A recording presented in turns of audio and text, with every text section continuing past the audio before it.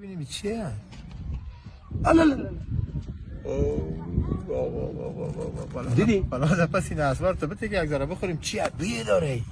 اینه ما نآوردیم که بخوریم. اینه فقط اینجا آوردیم میمانمش فقط بوی کرده بدیم.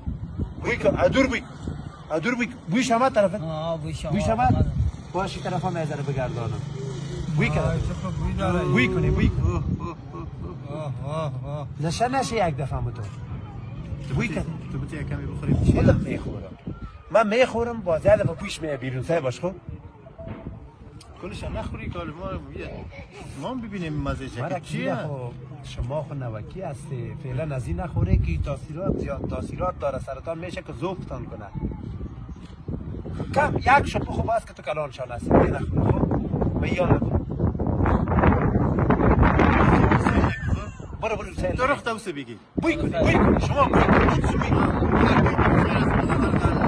کنی نمیوان بس نسوارت دی بلا پس نسوارت دی باید است. لا خلاصش نکنی که بیاد تا نبود.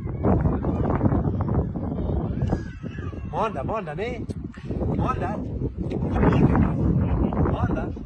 بابا چه ولی که جیبش کدام تای دیگه نیست که بسیار ما کم بگیر ما کم بگیر صبر کنی این برای شما نبود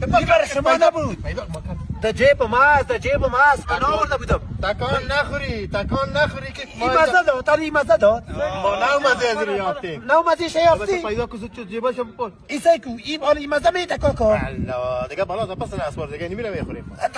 خود مت جیب ماست میتم تبون که میکفه در جیب ماست بون میکفه بشی وجه میتم تا نه کاکا یک ذره دور بشی که میتم تا دور بشینه